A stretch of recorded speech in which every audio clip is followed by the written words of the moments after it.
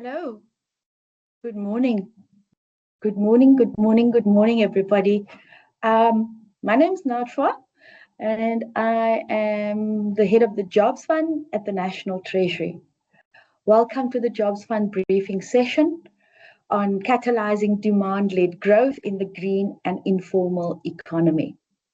Let me start out by saying thank you so much to all of you who have made the time to be here this morning. We are really grateful and deeply appreciative that we understand that all of you have really busy days and busy schedules and important work to do. And so making time to attend this briefing session, we are very appreciative of that. I know that many of you are trying to get your AI into the session, to record it. I just have to say to you that rather, if you are interested, stay in the meeting because we are going to disable your AI tools, and that is just because of government policy in terms of how we regulate our meetings.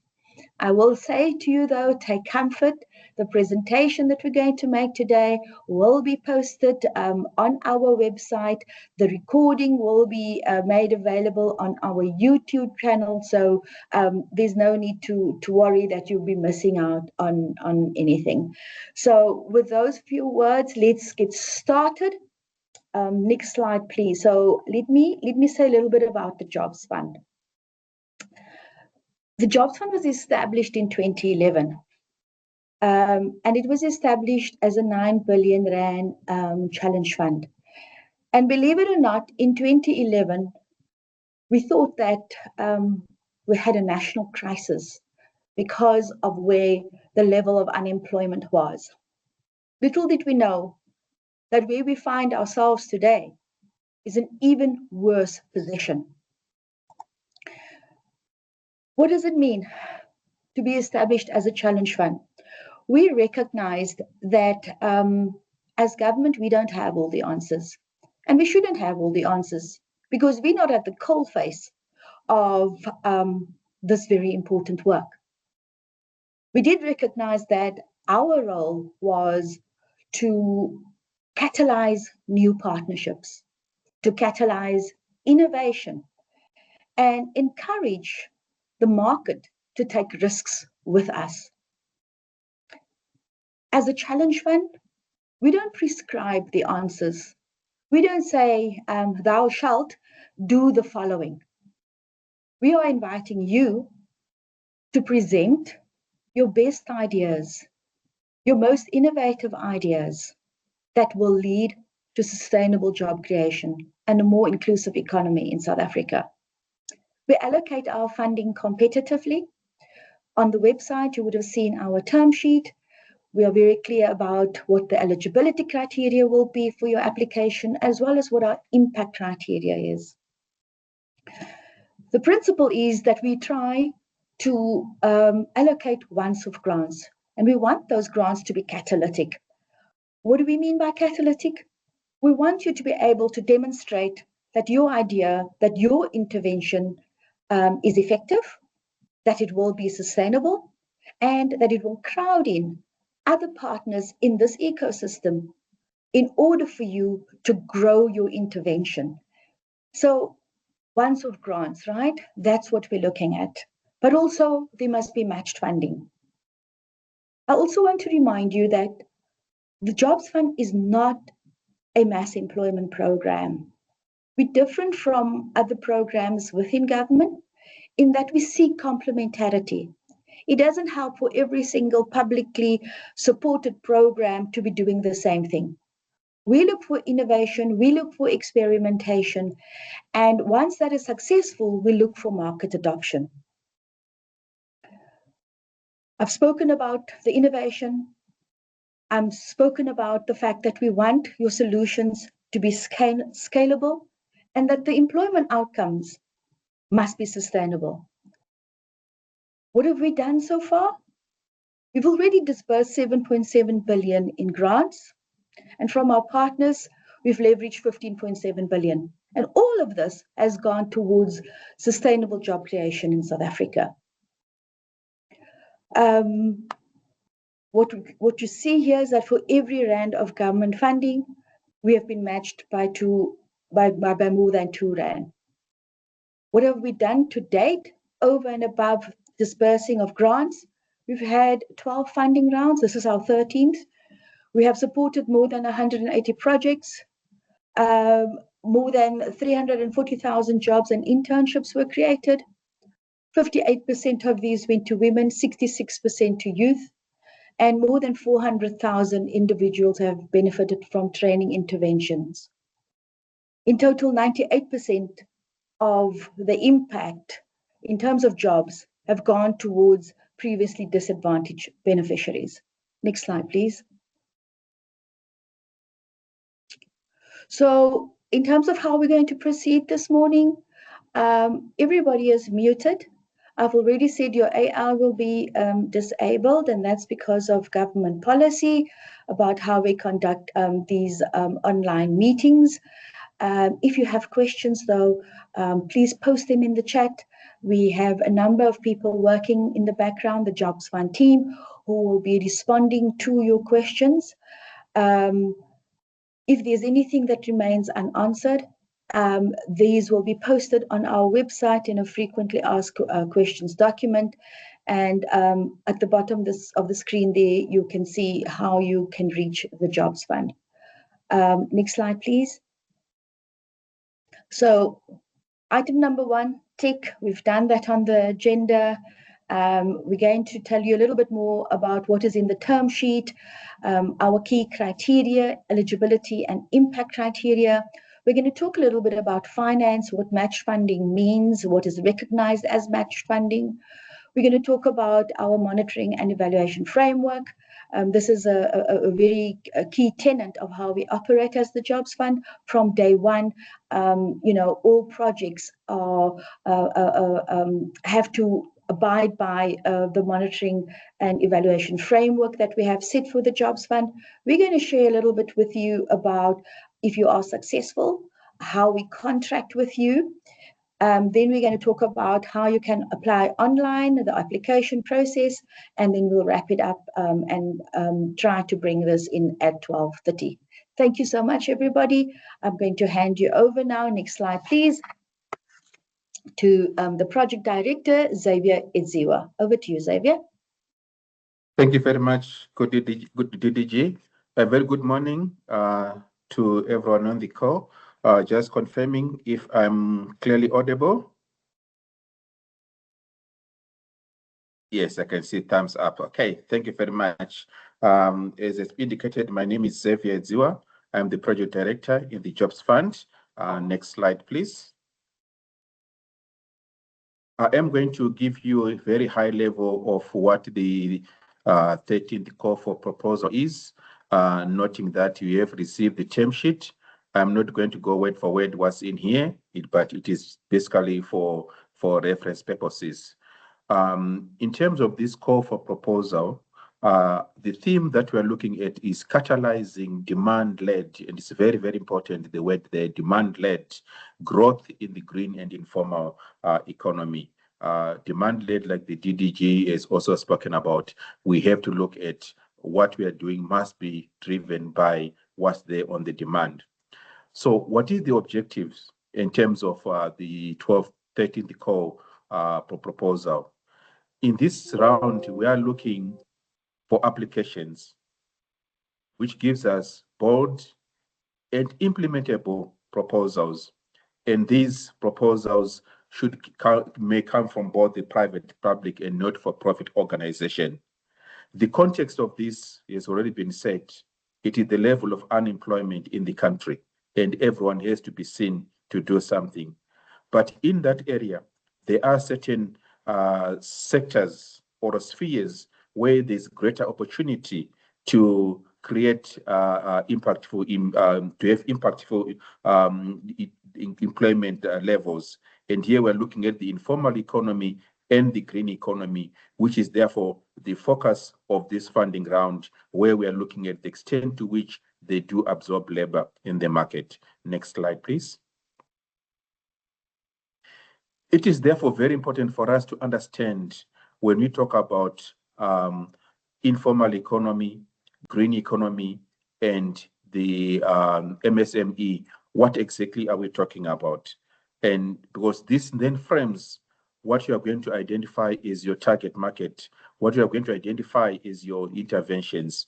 And we clearly define there in terms of the SME. It is a well-known, and we're using a formal definition. So here we're looking at our macro, small, and medium enterprises. We are looking at those. Again, it is demonstrated that in this sector, there is great potential for creating sustainable employment, and more so when we're looking at the livelihood level.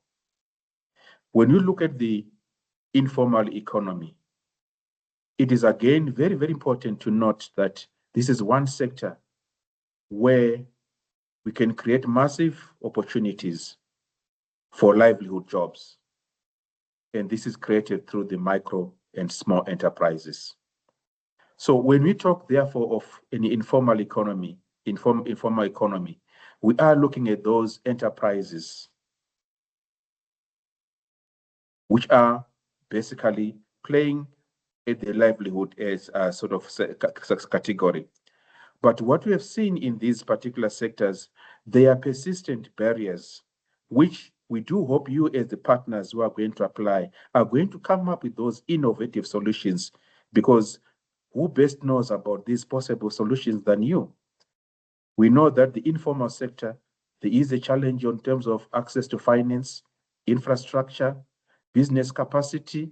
All these contribute to limiting the growth in terms on the informal sector businesses and the SMEs. It is therefore the expectation that when your proposals come through, they will be able to demonstrate how we are going to transition these informal enterprises to the extent that they're able to create sustainable employment opportunities.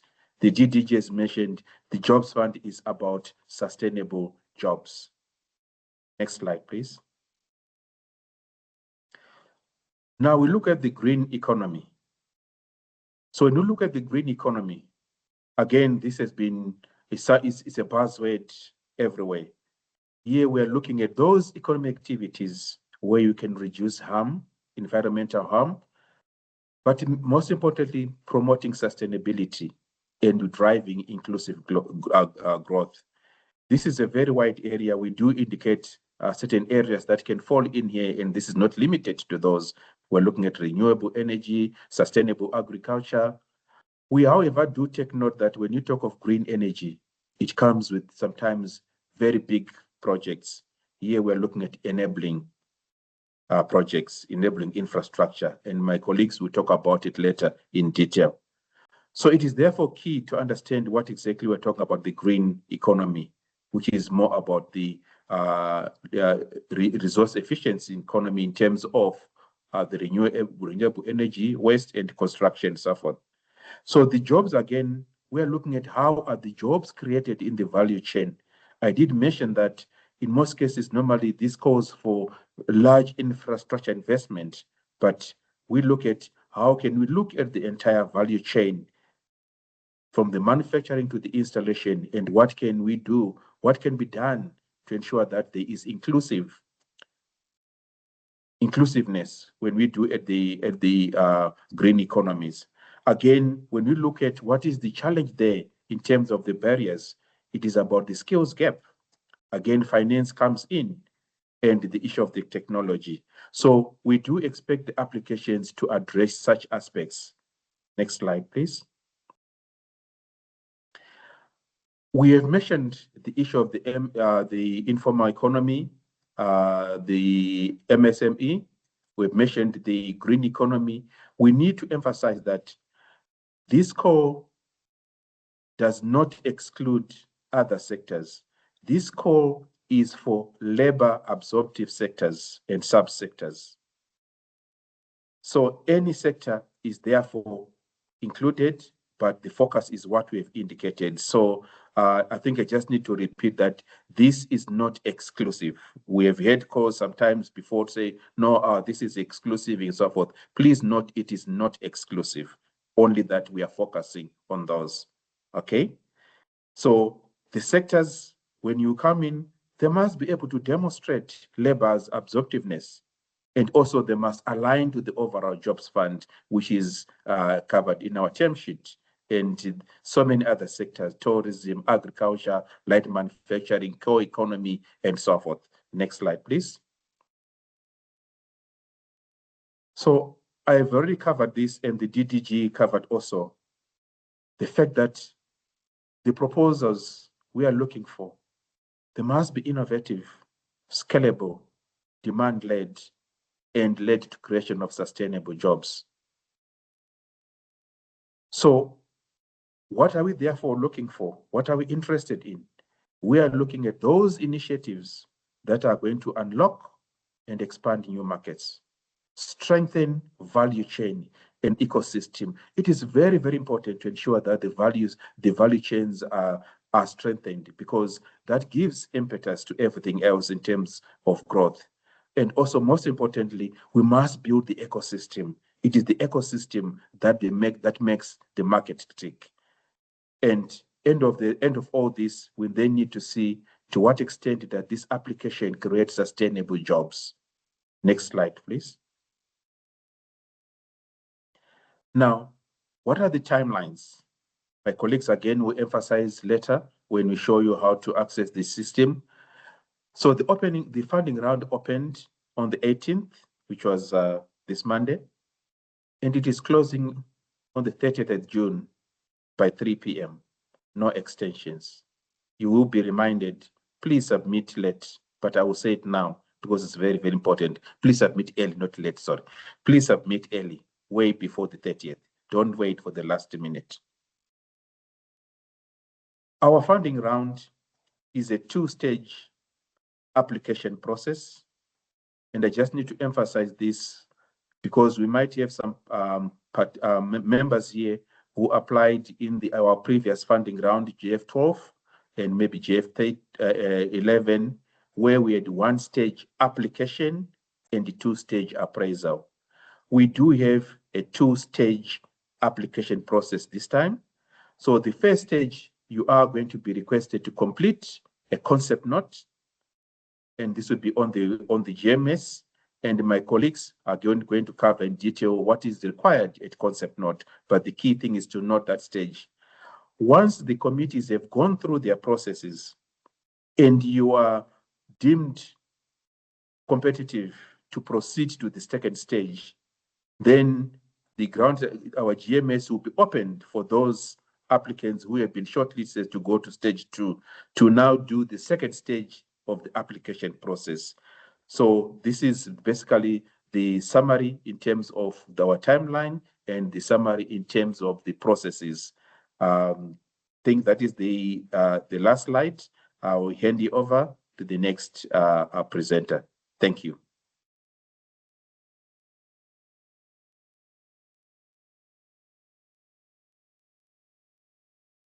A very good morning to everybody in the house, and we appreciate your presence. My name is Lionel Gunene. I am a team leader in the PMU within the Jobs Fund. Now, I will be taking you through the next criteria that we'll be looking at, the key criteria that we look at on the 13th course for proposal. Next slide, please.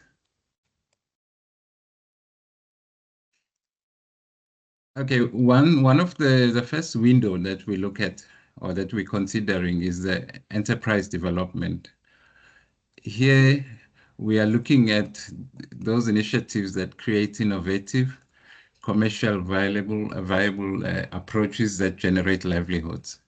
Remember that the Jobs Fund works through the intermediaries by funding beneficiaries, which are like your SMMEs or individuals. The emphasis here is on combining profitability with high social impact. Now we can look at the second one, which is support for work seekers. Here, the focus is on demand-led intervention. We are not funding training for the sake of training. There are institutions that do those type of fundings. Whilst I'm here, let me remind you that on your term sheet, you get the more detailed explanations of these windows and also of the whole presentation of today. Next slide, please. The third window that we covered in this round is the institutional capacity building. Here we find that many SMMEs struggle to absorb government stimulus without proper support. So this window strengthens the intermediaries or those organizations that can scale operations and provide tailored assistance. By empowering these institutions, we indirectly empower thousands of small businesses. Now that we know where the opportunities lie, let's examine who qualifies to apply. Let's go to the next slide. Here we're gonna look at the eligibility criteria for the 13th call. The eligibility criteria is critical. The Jobs Fund has clear requirements to ensure that applicants are capable and credible. Remember, if you are deemed ineligible, you do not proceed to the appraisal stage or the assessment stage. So my advice, if I were to give you advice today, is work on the eligibility criteria, because at least it makes you, it gives you, it opens a door for you to be at least appraised. The first eligibility criteria is that the minimum grant size that to be applied for should be 5 million rand. This ensures that projects are substantial enough to make a real impact. The second one is the match funding ratio. In those organizations that are in or private and public entities, they must match 1:1. So it means for every rand that we bring to the party, they must match it with 1 rand.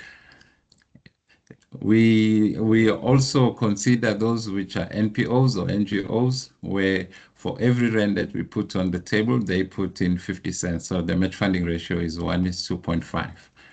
My colleague Nazim Hendricks, who comes after me, will dive deeper into this part of the presentation.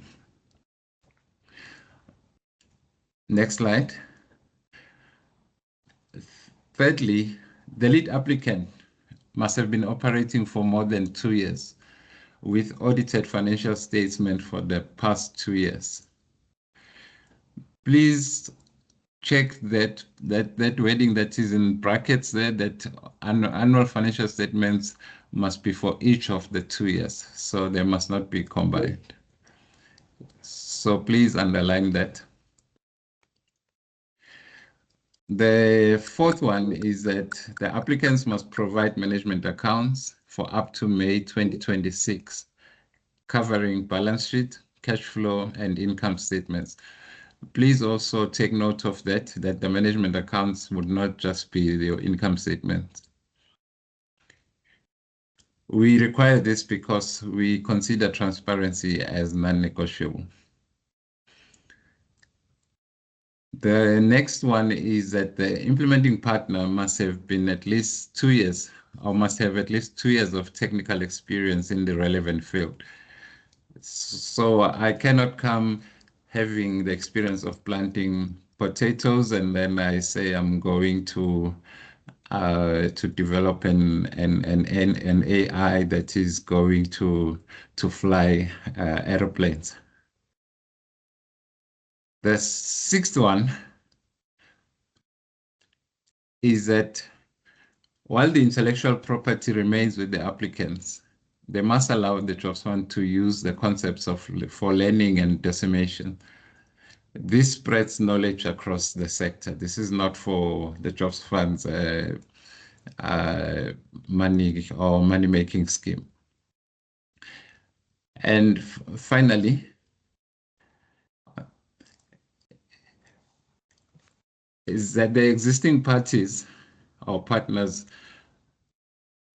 must have at least progressed to 50% in their implementation of their current projects. So they even on their targets that they have on the jobs and also on their expenditures. This is to ensure the continuity and accountability. Now, please note that eligibility is not just a checklist. This is to safeguard and ensure that the public funds are invested in capable hands. Now, of course, not every project qualifies. So we will look at the exclusions. Next slide on exclusions. We are quite clear on what we will not support. First, we do not support the bailouts or distressed applicants. This is not a rescue fund. There are funds that address such situations. So if your company is in that situation, please look out for the funds that address that with other government initiatives. Secondly, the training that does not lead to job placements is excluded. We do not support training for the sake of training, as we've indicated before. We want skills that translate into employment. And thirdly, we also do not support initiatives with heavy investment. The focus is on jobs, not on infrastructure alone. But please note that we would consider an enabling infrastructure. You can refer to your term sheet. There are examples given in these situations. And fourthly, and the next slide, we do not support projects that cannot deliver outcomes within the 3-year. Now, remember, the 3-year is the implementation period which we expect the project should be implemented by. So if you say you're gonna create 900 jobs, you should be able to create those 900 jobs within the 3-year period. You cannot say you will create over the 10-year period. Now, the example of those projects that take long to create their jobs or their outcomes are those that require your lengthy permits or licenses, but also refer to the term sheet for more examples. We also expect that the on-lending projects must have a finance-ready pipeline. The on-lending projects are those projects that would say, we've identified that these beneficiaries, one of the things that they lack is capital or funding. So they take that or we give them the grant, they blend it to make the capital cheaper, and then they on-lend to their beneficiaries.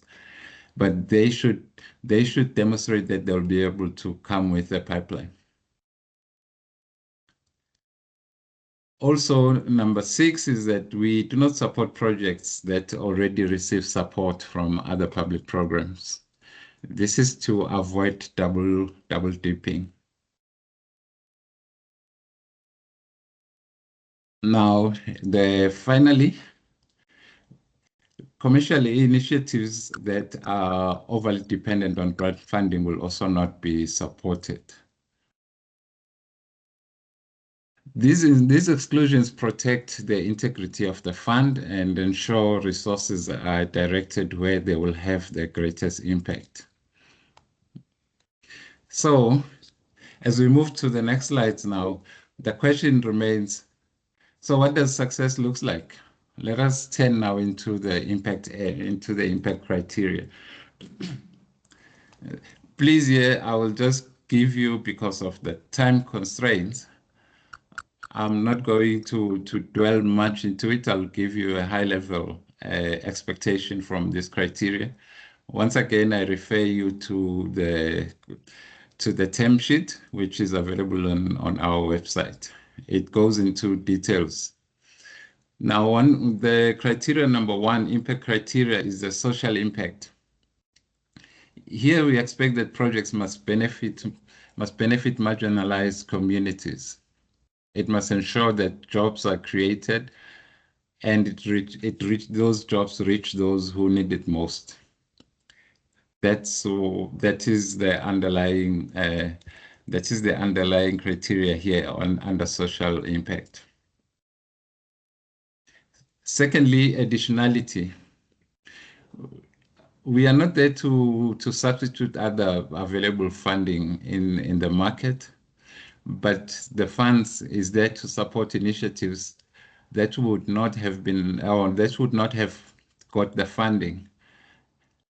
Now, in most cases, those are projects that are deemed too risky or unattractive to other funders. So by us partnering with those projects, we prove the concept, and then that project now is able to attract other funders.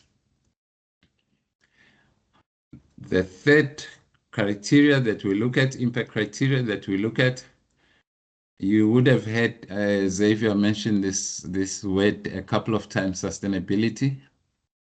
Here, the applicants must show a path to long-term viability beyond the grant. So we do not expect that, or we do not like the projects that will forever rely on grant funding. So there must be a path to sustainability. In case of enterprise developments, this would include ensuring participants themselves are also sustainable. So there must be sustainability for beneficiaries, there must be sustainability for the project, there must be sustainability for also for the applicant. The next impact criteria, which is value for money or match funding. Here, one of the things to highlight here, you would have seen that we will always say the minimum match funding of 1:1, which means that you are able to, or you are encouraged to bring in the higher match funding ratio. Now here we reward those parties or those applications that bring higher match funding ratio, because we believe that efficiency and effectiveness are key as well. The fifth impact criteria would be innovation. Here we seek new creative ideas, not mere extensions of old programs that are coming to an end. Replicability is accepted, and replicability means that this model can be applied elsewhere. It can be replicable or replicated in other areas. Now, the sixth impact criteria would be scale and replication. Here, projects must demonstrate how they can multiply outcomes whilst keeping the costs down and expand reach. So we do not prefer projects that will remain in a small corner somewhere or somewhere in the corner of the country. Now, the seventh impact criteria is systemic change or contribution to systemic change. Here, preference go to initiatives that transform industries, that transform value chains, or transform marginalized areas. It should create ripple effect beyond the project itself. So it shouldn't be confined within the project and its community or population. I hope this is not scaring you so far. As I said, it is available on the term sheet, and we are always there to address your queries. The final impact criteria is that the applicant or their partners, or the applicant and their partners, must demonstrate the capacity to implement the initiatives that they are proposing. They must prove that they have the organizational strength, the organizational experience, and the participant pipeline to deliver. You'll recall we spoke about the participant pipeline in the on-lending projects. These criteria ensure that funded projects are not impactful today only, but transformative for the future. Now, as you can see with our impact criteria, is that we are about transforming lives and empowering futures through job creation. We require that your project should be innovative, it must be sustainable, and it must bring systemic change. We believe that this can bring the lasting effect in the country. As I hand you over to my next colleague, Mr. Nazim Hendricks. Good morning, everybody, and welcome again. I'm going to look at some of the budget issues and delve a little bit more into this issue of match funding. And next slide, please, Elton. So again, just to confirm again, Nana went through this, the minimum grant amount is 5 million Rand. That refers, by the way, to the grant funding portion of your project only, not the total value of the project. And why is this? I mean, a lot of people say to us that's very high and so forth. But I think one has to look at what we're trying to do as a jobs fund, right? We're trying to target those high impact scalable interventions that we can test and then provide insights into the market around those interventions, right? It ensures funding support for meaningful job creation at scale, which is one of our key impact criteria is the scale, and it develops implementation-ready projects. We do not fund projects where a substantial amount of research still has to be done. It is a training intervention as such. We do not necessarily fund those, as Lionel went through in the exclusions. We're looking for projects that is ready to go, given the need to escalate or accelerate the level of job creation in the country and what our money is used for. So that is the reason it's at 5 million. Now, we're going to talk about match funding. It's mandatory. It's an eligibility criteria. We have various levels of match funding for private and public sectors, 1:1. For a non-profit entity, NPOs, NPCs, it will be 1:0.5. Lionel will explain that, right? Now, that means that for a private and public sector entity, it needs a minimum project size of 10 million, i.e. 5 million in grant, 5 million in match funding. For an NPC, NPO type organization, it requires a minimum project size of 7.5 million, 5 million in grant, and because it's 1:0.5, 2.5 million Rand in match funding, so that we have a minimum size of 7.5 million. Now, let me just talk about this match funding issue. What is match funding? What do we regard as match funding, right? So you have three categories of match funding. First one is own funding, right? That is when a partner commits to providing a particular match funding off its own balance sheet or from its own resources. That is own match funding. Then we have match funding from other sources, which is really where you partner and collaborate with other organizations who would then provide that match funding towards your project. And the third match funding is loan match funding, where the applicant or it raises loan funding to support certain beneficiaries as such. Note that the loan is not to the project, right? It is a loan that is taken on by the applicant and not the project. So the Jobs Fund is not responsible for repaying a loan taken to fund a particular project. So those are the three.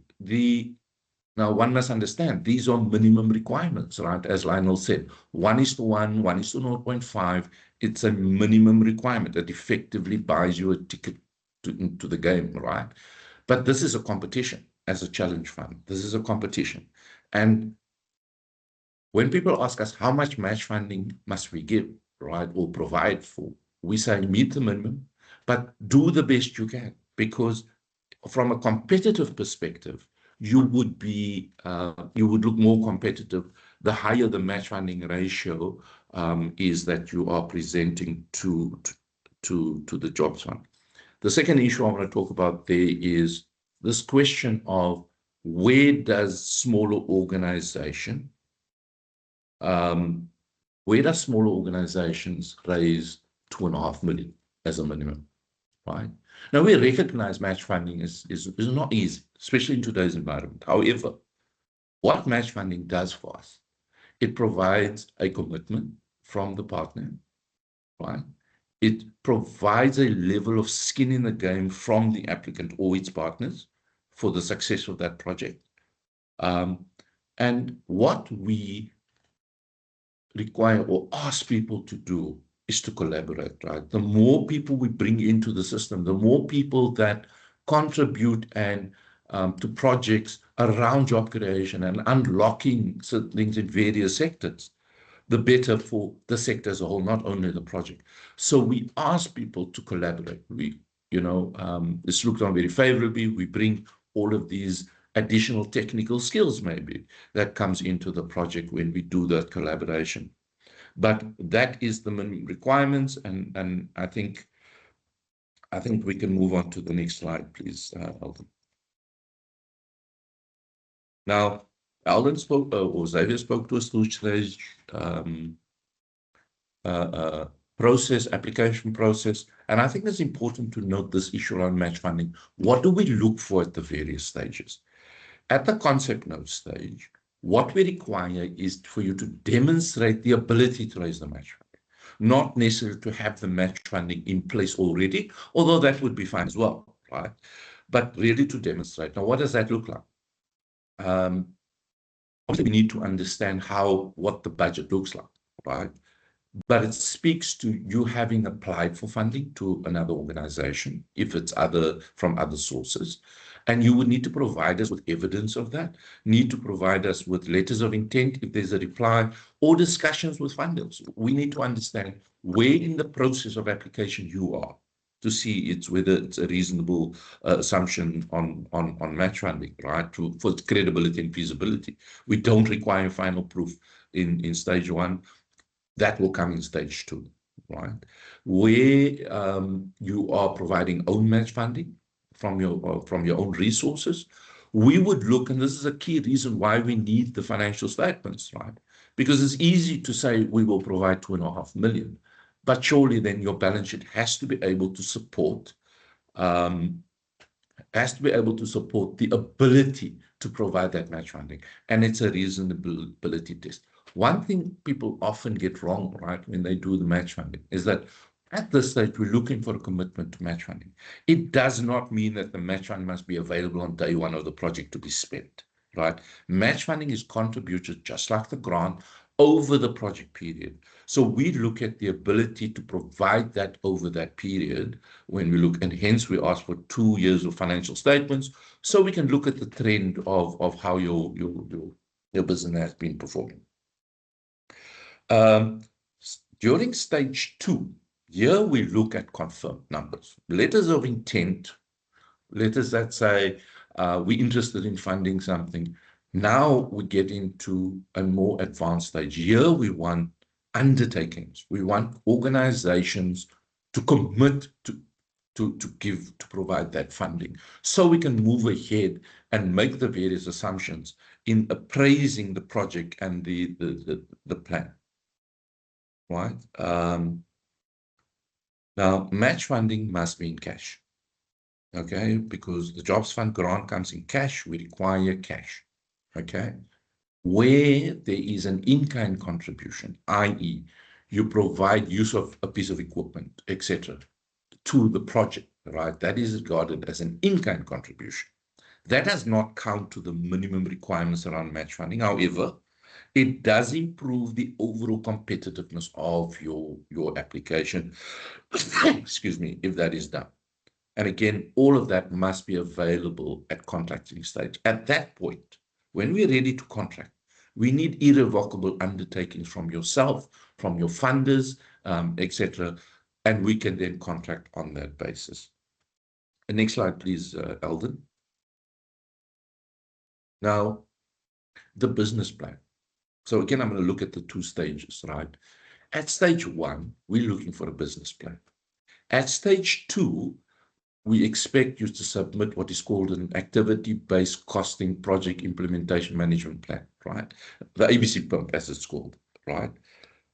Please, that has been provided to you for review. We do not require it to be submitted at stage one, but I think it's very useful if you look at how it is structured and what the requirements are, so that when you produce a business plan, or you're developing the business plan, you can structure it in a way that is informed by that ABC PIMP, right?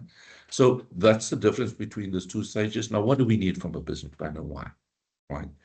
We need to understand, let me take a step back. You would have presented your concept, your theory of change, right? And your outcomes that you're targeting. Now, the business plan provides a path to how that all fits together. How does the budget relate to that plan? How is the budget consistent, right, with that plan? Does it necessarily lead to the outcomes that you are proposing being achieved? That is what we need the business plan for, to basically understand how are you going to implement financially, mostly, right, that plan that you presented and how it leads to the outcome, right? And really it strengthens our understanding, because very often, you read an application, you don't quite understand, right? Because you must remember, we are not necessarily at the coalface, you are. So when you speak about, use the jargon, you speak the language and so forth, we don't necessarily understand, and please don't make that assumption in your application. The business plan allows us to be able to decipher and understand what you're saying to us, so we make a proper assessment on your application. Next slide, please, Alden. This is my final slide, and some basic budgetary principles for the Jobs Fund. We use the cash basis of accounting, which is consistent with every other government department. The reason cash basis of accounting is used, government needs to be very clear on what their funding commitments are for a particular period. Not commitments in terms of accruals that may or may not get paid in that particular quarter or 6 months. It is an actual projection of how much cash is required. That is why all government departments use the cash basis of accounting. All expenditures that you include in your project budget must include that, right? The Jobs Fund grant is 0 rated, right? But the expenditure that you pay has to include VAT, so that we get a holistic picture of how much grant will actually be required to fund a particular project. Please, people, assumptions is critical, right? You may have calculated in a very complicated way or very detailed way how all of these budget numbers are put together. If you don't tell us how you've done that and why you've done it in a particular way, it's very difficult for us to decipher what you're saying to us in the numbers. So please have clear assumptions around what your budget is. Now, at stage one, obviously you're going to give us brief assumptions. We will interrogate that further during stage two of the process. A note again on match funding. Project income, i.e., if you are supporting a farmer to produce a particular crop, The income that is produced from that crop is exactly that. It is project income, right? Or any interest that is generated on the project, on the cash in the project, that is interest. It is regarded as project income and cannot be used to represent match funding contributions into the project. And then you will be required to open a project bank account, which is dedicated to the project, not your corporate account, dedicated. And that allows us to track all transactions and cash flows and payments to an applicant and by the applicant to various service providers or suppliers, so that we can track the flow of money throughout the project to its ultimate destination. Thank you very much. I hope I've covered a lot of questions. There was one question I'd like to cover, and that is the financial statements, right? That there was a number of questions on that. We require the latest set of audited or reviewed financial statements. Now, please bear in mind, there's a difference between audited and reviewed financial statements and compiled financial statements. The compiled financial statements, very little evidentiary value to us, right? So we require audited or reviewed financial statements. We require the latest set. We require two separate sets, not one set with comparative, two separate sets. Now, when I say latest, if, for example, your year end is the end of December 2025, chances are that your 2025 financial statements is not ready, maybe in draft form, but it's not been signed off, not been completed, audited, and so forth. Your latest set of financial statements will then be the 2024 financial statements. So basically, you're giving us the latest set of financial statements. You do, though, recognize in doing so, there is then a gap between December 24 and the date of submission of your application, right? That period will be covered by the management accounts. Draft financial statements can be part of that management accounts, no issue. But we have to provide management accounts to cover the period from your latest set of financial statements to the date of application. I hope I have covered the issues around financial statements. Thank you very much, Alden. We can now hand over to the next presenter. Thank you very much. Good morning all. Thank you very much. Such a pleasure to be connecting with all of you this morning.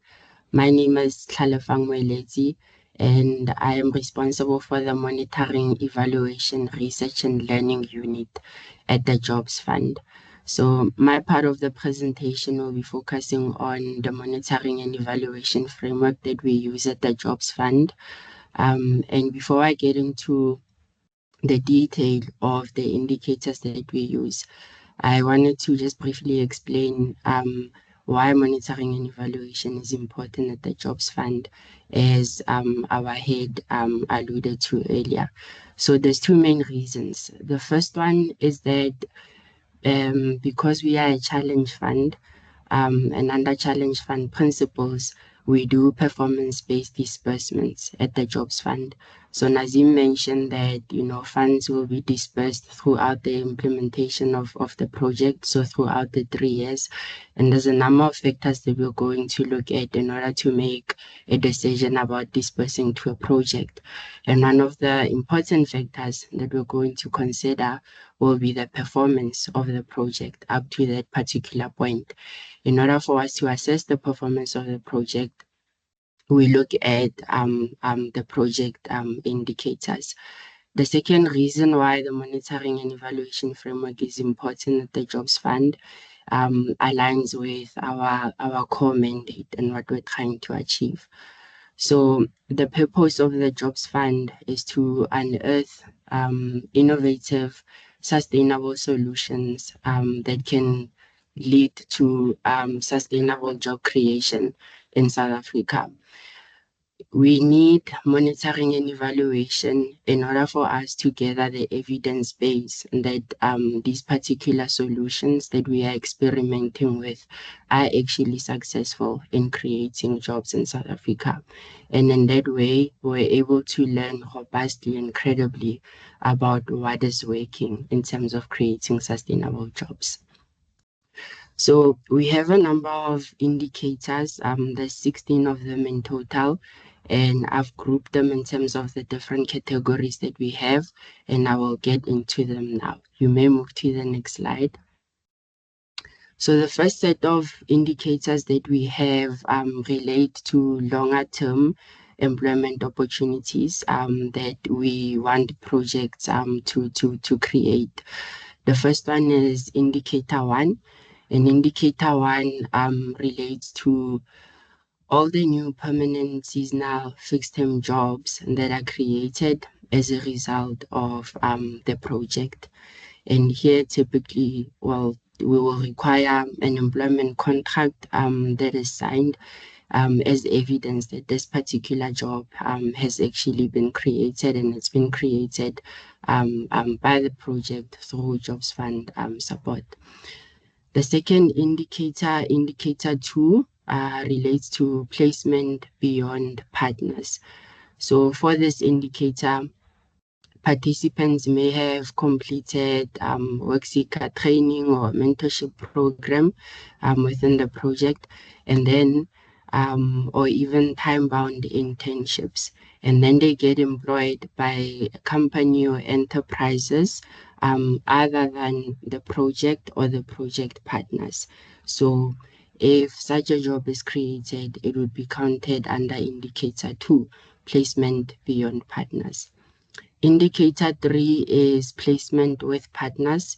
It's very similar to indicator 2, but here we're looking for those jobs that end up being created to fill a vacancy within a project partner. Across indicators 1, 2, and 3, you can see that there's 3 different types of jobs that we're looking at. We're looking at permanent jobs that are created. We're looking at seasonal jobs that are created, because we understand that some sectors of the economy have seasonality. We're looking at fixed-term jobs that are created. And by fixed-term jobs, we require the job or the contract to be for more than 12 months, so 12 months or more. If it's less than 12 months, there's a separate indicator for that. You may move on to the next slide. So the next set of slides relates more to the more short-term type opportunities that we look at the Jobs Fund. So indicator 4 is for short-term jobs. So if there is a job that has been created because of the project, but that job is going to be there for a finite period, 12 months or less, then it is counted under indicator 4, short-term jobs. Again, we will require a signed contract and so on as evidence that this job has indeed been created by the project as a result of Jobs Fund funding. Indicator 5 relates to completed internships. And here we're looking at participants that have completed work experience opportunities with potential employers over a predetermined period of time and have signed internship contracts with a potential employer. We also have an indicator that relates to the training of participants or targeted beneficiaries. It's indicator 6. So indicator 6 captures those participants who have successfully completed an entire training or mentorship program as was designed by the Jobs Fund partner and their project model and theory of change. And an important consideration here is that that training must be linked to demand. So Xavier earlier mentioned that, we don't want projects that train for the sake of training, but we want training to be strongly aligned with the demand that is happening in that particular area of the economy. You may move on to the next slide. And the last set of slides as indicators relates to the jobs that we are looking to create in the informal economy. As mentioned earlier by Xavier, the informal economy is going to be a key focus area in this 13th funding call. So there's two indicators that look at job creation in the informal economy. The first indicator is indicator 7, and it's looking at self-employed informal businesses. So under indicator 7, we need projects to support targeted beneficiaries for a minimum of 3 months, to the point where the average gross monthly income over the 3 consecutive months is above upper bound poverty line or national minimum wage. So we have two thresholds that we look at. You support a informal business owner, micro business owner for minimum 3 months. We assess their gross income for that period of 3 consecutive months.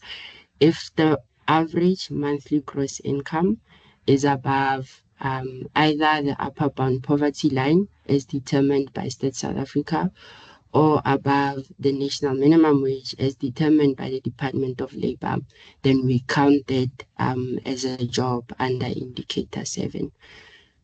And then we have indicator 8, and then indicator 8 is looking at informal sector workers.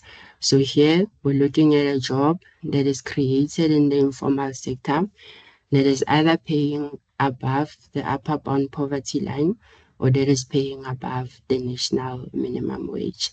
So we make that distinction in terms of the two different thresholds that we have for jobs that are created in the informal economy. So when you're looking at indicator 7.1 and indicator 8.1, the threshold there is the upper bound poverty line. So the income that the beneficiaries are making must be above upper bound poverty line. And the purpose of this indicator is to allow projects to support the most vulnerable in the economy. So if targeted beneficiaries are starting from a very, very low baseline, this is where they would be captured.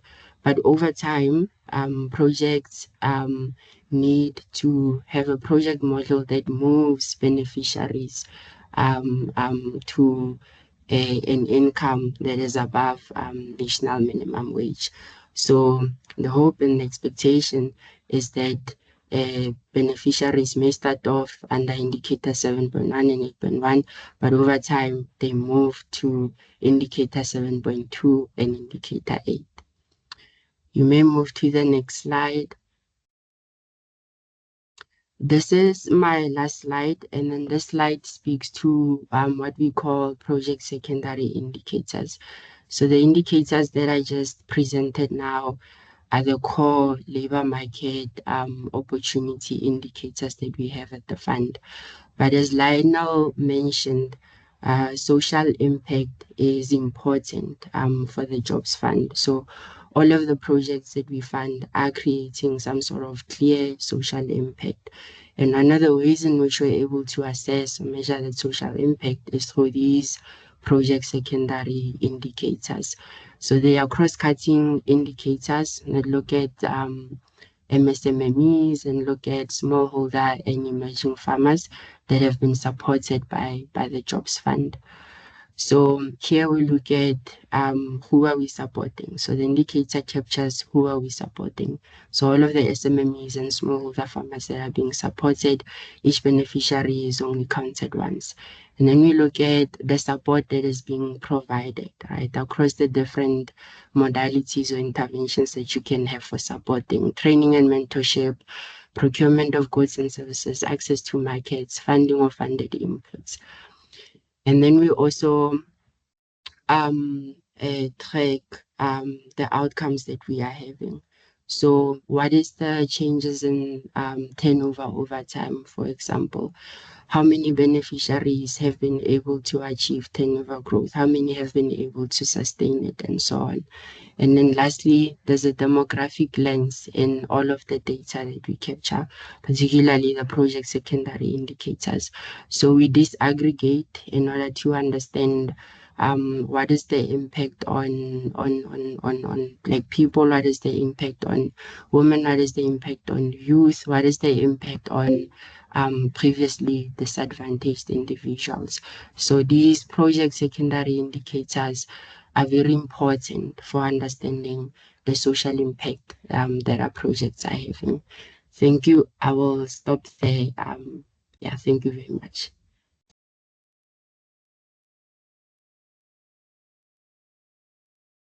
Good morning, everyone, and thank you for joining us today. And I know it's been a while, so just hang in with us for a little bit longer. My name is Elena Ruet, and I'm responsible for the legal unit. We're going to briefly talk about contracting, what is the requirements for stage 1 and stage 2, and the FICA requirements.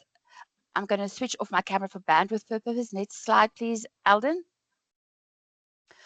So should you be successful after stage 1, after stage 2, apologies, and you're approved by the Jobs Fund Investment Committee, this is the final decision-making body of the Jobs Fund. The Investment Committee approves funding.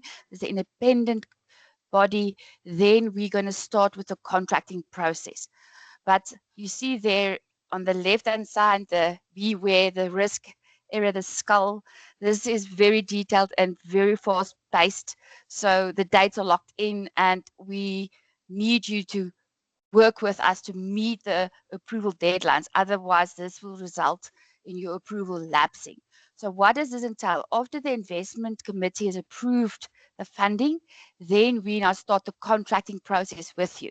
So the aim here, the goal is that we need to sign the grant agreement. So the grant agreement are made up of various annexures, and one of them is what we do call is the ABC PIMP. This is now where all your budget activities, line items, your activities, everything is spelled out, and it's over the implementation period of your project. So how do we get this across the line? So the internal process is we need to draft a contracting memo, and in that memo, we need to illustrate that your project is ready to begin. So the moment that the grant agreement is signed, that your budget and your activities are approved, you can start implementing. So the moment that that is done, we then move on to you see there the arrow that goes to the third phase, the payment of the advance disbursement. So this is the first disbursement that the Jobs Fund will make to your project to kickstart it, to get it done so that you can start implementing. And again, the advance disbursement memo, it's an internal process that we need to show that your project has the money and everything in place, it's ready to begin. So what do you need to unlock this disbursement? There's 3 levers. You need to open a dedicated new ring-fence project bank account specifically for this project. You need to have to deposit the match funding into that project bank account. And there's certain conditions that would be outlined in the grant agreement that you must meet. And just a pro tip that you see there at the bottom is please do not lose momentum after the investment committee has given you approval. You need to support the Jobs Fund team to unlock your project to get this across the line. Next slide, please, Alden. So you see there's a stage 1 and a stage 2 due diligence process. So stage 1, we call it the shallow waddle. So think about you going to the beach and you want to see whether you actually want to take a swim today. So you actually just put your feet in the water and you think, oh, I don't know, I'm still making up my mind. So this is where we do a high-level review of you as the applicant and your partners. We see what is your capacity to implement the project. We look at the project size. And this is a very dynamic phase, and information will be requested that's specific by your intervention. So it's not going to be generic. It's going to be what you're proposing to intervene. We're going to ask about it. So just remember that this is a competition at all times. That's why we're a challenge fund. And we will test to see how best your application rank relative to other applications. So some of the information that we might request during this stage 1, the shallow water, we just dipping our feet, our toes into the water, is your CIPC documentation to see that you are indeed a registered entity. If you're an MPO, we want to see the MPO documentation. If you're a trust, we want to see the trust deed and the letters of authority. We want to see any other information documentation that's specifically to your project. We want to see draft match funding agreements or letters of intent. And then you'll see in the term sheet, there's specific information that may be relevant to your application and your project model. Now, should you be successful after stage 1 and you proceed to stage 2, this is now where we go for the deep dive. So think about it. This is now where we go on a fishing expedition and we go deep sea diving. So this is now an in-depth appraisal of you, the applicant, your partners, and your project model. So we're going to dig and dig until we come to the crux of the matter. So what are you actually going to do? What is the intervention? Is it going to be sustainable? How will this result in jobs? What will be the benefits? What is going to be the flow of funds? How efficient will your budget, your activities be allocated? And we're going to interrogate the costs. Is it value for money? We're going to see, do you have the ability to raise match funding? What is your governance framework? Do you have a board? Is the advisory committee? And we're going to look at the plausibility of your theory of change and the results chain. Does it actually make sense, or does it just look good on paper? Is this can be something that can actually be implemented? So then we're going to go into, we're going to ask you for your board resolutions or your trustee resolutions. We're going to ask for your internal policies and procedures, your updated CIPC documentation, any other documentation that we might not have gotten from you in stage 1, we're going to request in stage 2. We would like to see signed match funding agreements. So it's no longer just letters of intent. It's actually, if your project is approved, that you can start implementing the project. We're going to ask you for your BE affidavit or certificate. We're going to ask you for maybe pro forma employment contracts, pro forma onboarding, training, and mentorship agreements. We're going to ask for the CVs of your project personnel, because we need to see the experience of your project team that's going to implement the project. But just take note that nothing in either of these phases should be interpreted as an indication that funding will be granted to your organization. We need to go through our processes and we need to follow our own guidelines. Then next slide, please, Alden. So for stage 1, where you now have to meet the deadline of 30 June, we have certain FICA requirements. You see on the grant management system, that is what the abbreviation GMS stands for. There's a FICA checklist that you must complete. And obviously not everything on that FICA checklist is going to be applicable to you. It depends on your organization. So if you're a company, then we want the information of all your directors and key project personnel, so their IDs and their proof of residence. If someone is not the African citizen, then we request a passport and a valid work permit. If you're a private company and MPC, you want your CIPC registration documentation. Please don't upload something that was generated in 2024 and 2022 when your company was registered. It must be generated in 2026. If you're a trust, please, your trust deed and the latest and the updated letters of authority, your share certificates and shareholder agreements for the applicant and partners. And obviously, if you're MPC, you won't have shareholders, you have members, so your constitution would be important. And very important, if you don't submit this information to us and you upload it, it's going to negatively impact your appraisal. If you're in doubt, please request assistance from us. We have shared the Jobs Fund's email address that you can request. Please, if you're registered, use your JF13 reference number. And I wish you all the best, and we hope to see great projects. Thank you very much. I hand you over to Alden. Good morning, everyone. Thank you, Eliana. Again, thank you for joining us today.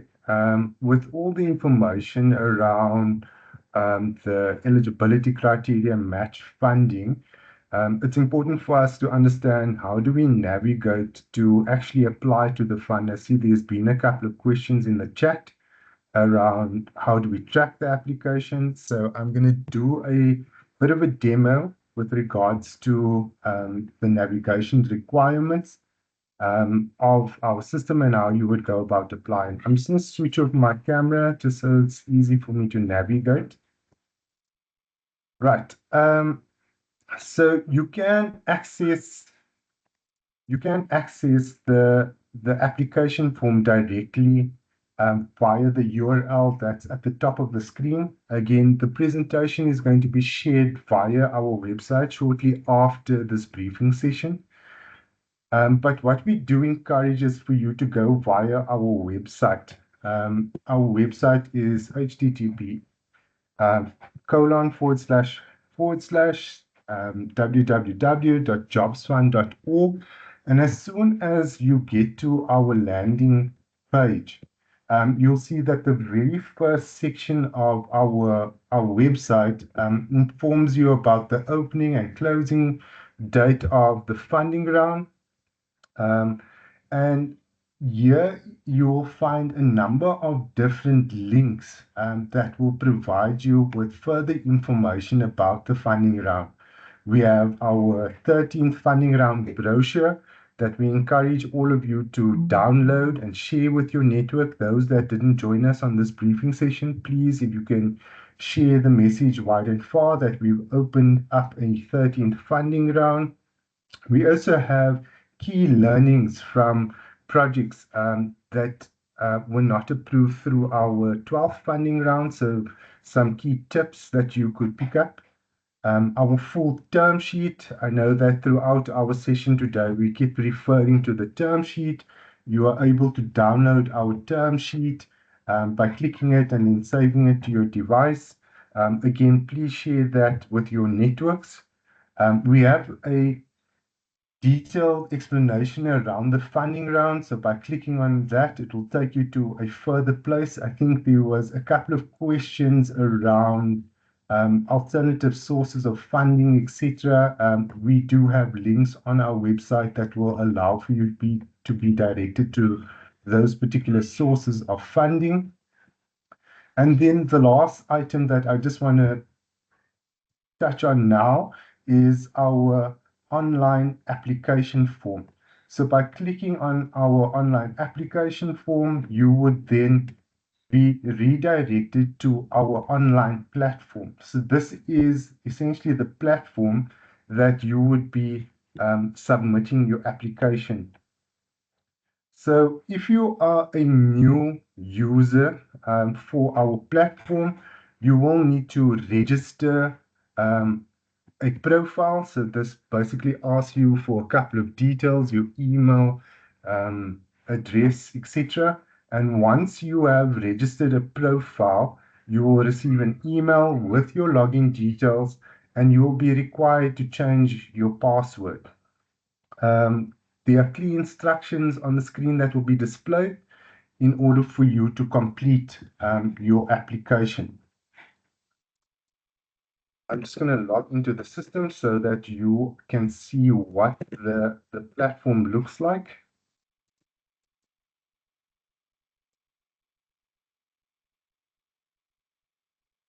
Okay, so once you have logged into the platform, what you will now notice on the right-hand side is a document library. We do encourage you to click on that document library. We do have uploaded in there a user guide for the application process. And this is a step-by-step guide on the process to be followed when completing your application form.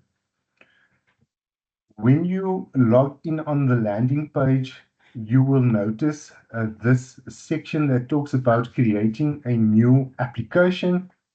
And we have a green plus button that you would click to access the online application.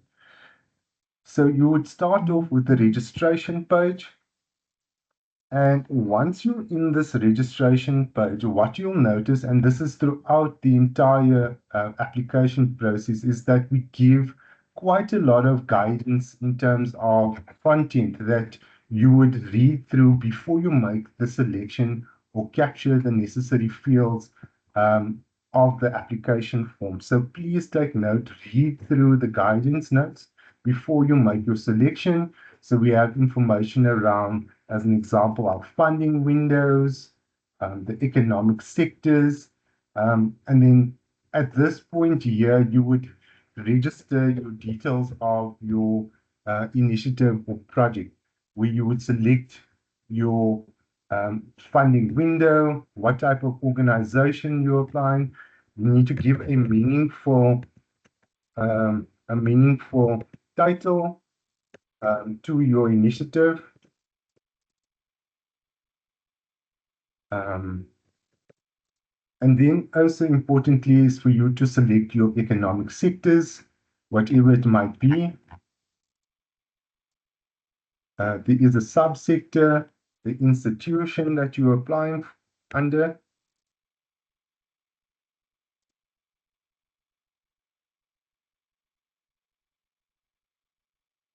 And then you would select where your head office would then be located. After doing so, you would click the register application button. And what this would now do is it would register your application. And now you have the ability to actually complete your application. What's very important at this stage here is the reference number that gets created as part of your registration, because this reference number will allow for you to respond via the JobSpan email any queries and would be able to allow us to effectively retrieve your information via the system so that we can give you prompt assistance. Once you've completed this part around registration, the very first tab, and important that there is disclaimers and terms and conditions, so please read through this before accepting it. But once we've got through to the registration portion, we would then have the eligibility criteria screen that would then be displayed. So all of the details that have been discussed by Lionel in terms of the eligibility process, these would then be listed as a set of questions that you would then answer when completing this section of the application process. Again, please be aware of the guiding notes that are available before you make any of those selections for the eligibility criteria questions. Another observation that I want to direct you to is on the right-hand side of our application form, we have a download section. Now, this download section is used, a couple of documents have been uploaded into this download section for you to prepare your application and provide you with further guidance. So as an example, we do have a blank application form that you are able to download in case you need to refer to it while you're working with your application. The due diligence checklist that Elena has just spoken to. We've got a frequently asked questions guide that will be updated based on some of the questions that have been responded to in this section. The FICA checklist, which is again another important item that Elena just spoke to. Please download that document so that you know what it is that you need to upload as part of the FICA requirements. A generic results change / theory of change will give you guidance as to the appropriate steps that you would need to take when uploading your theory of change diagram onto the system. The GMS 13 core user guide is also available for download.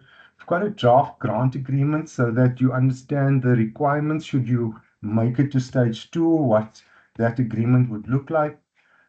Terms and conditions. So as part of the process around our application process, you have to accept our terms and conditions as part of the system mechanism. But in order for you to have a view of those terms and conditions, we've made it available as a download as well. The term sheet and the undertaking by the applicant. So these are all useful material that you need to download onto your device and refer to it when completing the application. Now, just going back to the eligibility criteria page, there's a set of 10 questions that you would answer. It's a yes/no response, but there's also a requirement for you to upload proof of your ability to secure match funding. So only once these requirements for the eligibility tab and the upload has been completed, are you then able to complete the eligibility validation process. So should you be successful in meeting our eligibility criteria, you will see the rest of the application form, which I've prepared here in advance. If you are not successful, you will now see or you will receive an email notifying you of the result. Now, looking at the full application, you have several tabs that you will have to complete: institutional information, initiative description, risk impact criteria, budget summary, and then we have the upload section that I'll show you what it entails in a short bit.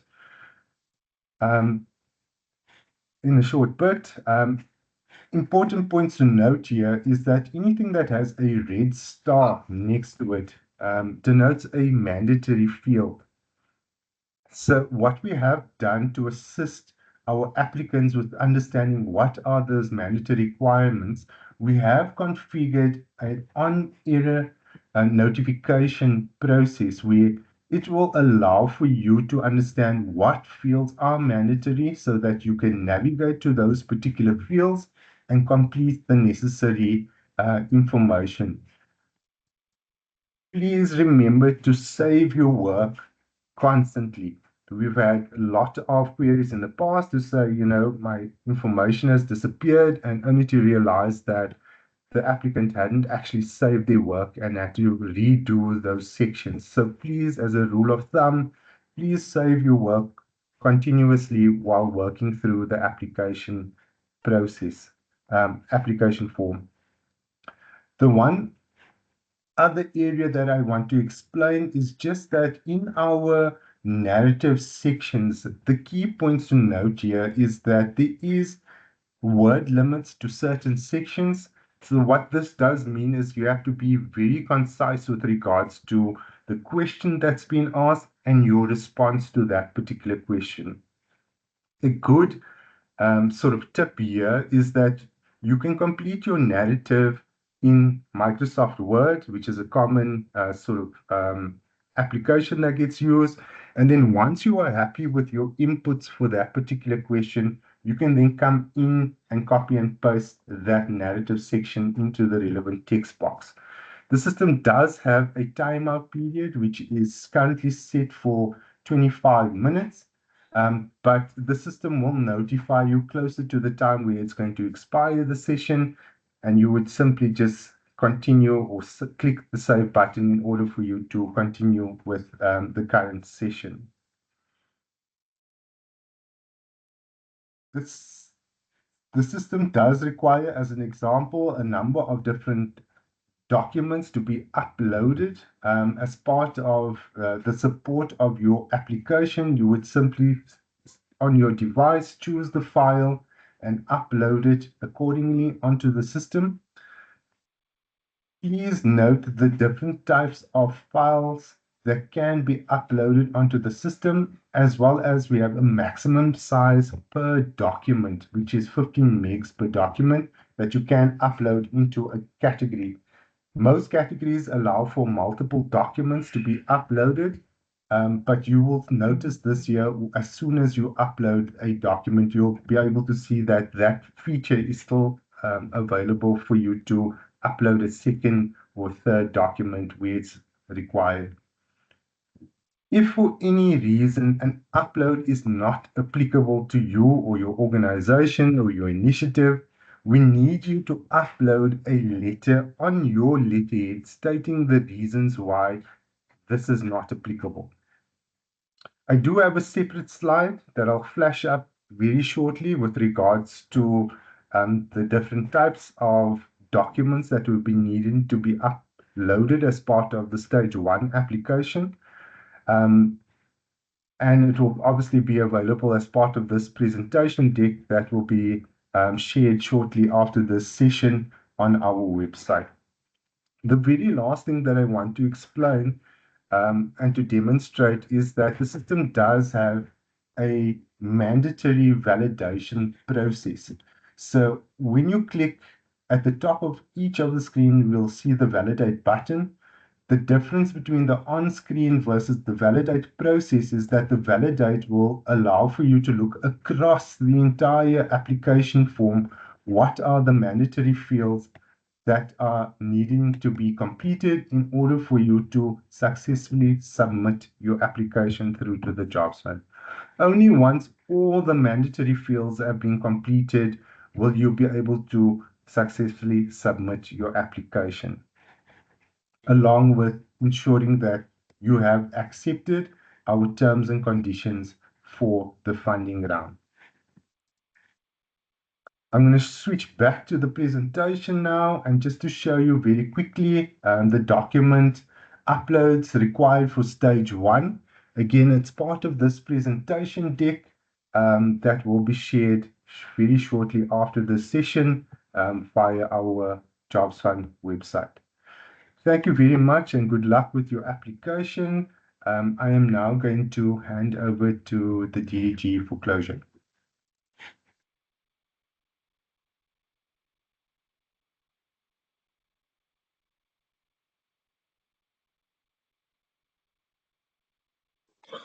Thank you so much to all the presenters, and thank you for all the questions. Woo! It's just lighting up on the screen here. So many questions, and I hope that the team has done a good job in answering the questions.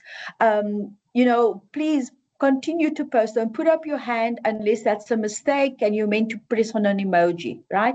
Post the question into the chat. And the reason we say that is that we actually then take your questions and we complete the answers and we post it onto our website. And then this allows other people who perhaps were not able to participate in today's session to also see, the kind of questions and to learn from the answers. And talking about learning, I really do encourage you to go to our website. We've just completed our 12th funding round. We have contracted with 98% of those projects.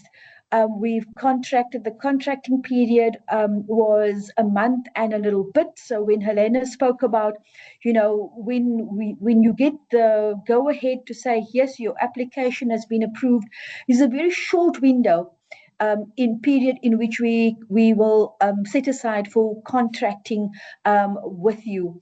So in terms of the application process, I trust that you all have clarity on what it is you need to do.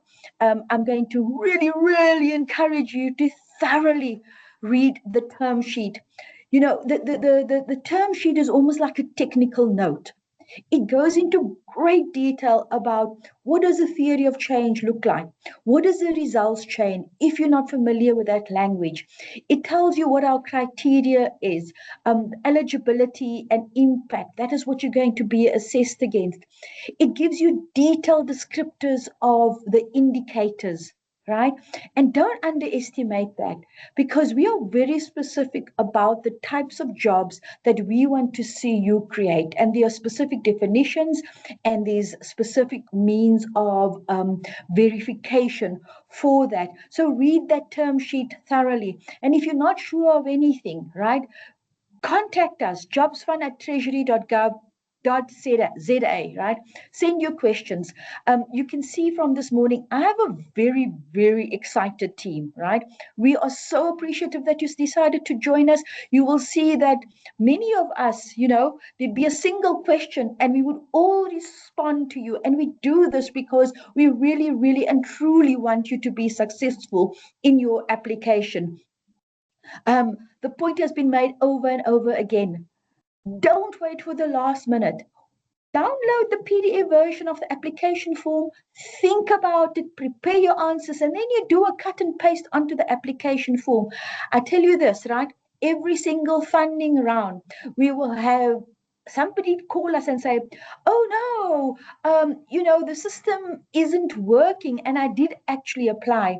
The system will tell us whether you submitted your application on time, people. So don't leave it for the last, right? The 30th of June is the absolute final day in this year that you submit your application. And it closes by 3 o'clock. You know what else we monitor on our GMS? We look at who's registered an application. We look at how far you've gone in terms of completing that application. And of course, we will have somebody who comes at 5 to 3 and say, oh no, but the system is down and we can't. And then we say, okay, you've actually only answered the first two questions. You're really not prepared to be a part of the solution here. So please, people, give yourself enough time. I've shared with you the inquiries. Look at, why other projects and applications have not been successful, and learn from that. Lots of information on our website. I'm going to wish all of you really, really good luck in your applications. Hello, Vuyo. Just good luck. Do your best. Be part of the solution, as all of us work in this very, very important space about creating jobs, right? There's lots of talk about many opportunities. And where we talk about creating opportunities, we are creating a safety net. But what is critical in South Africa is that we have to create demand for new jobs. And so your applications must demonstrate to us that you are going to be creating new demand for new jobs, and that those jobs are sustainable. Otherwise, what are we doing? What are we doing? Let's give back hope. Let's give back dignity to the people of South Africa, and let's put in there absolutely innovative, awesome applications. Good luck, everybody. Take care. Continue to post your questions. And we look forward to receiving those applications. Bye-bye now.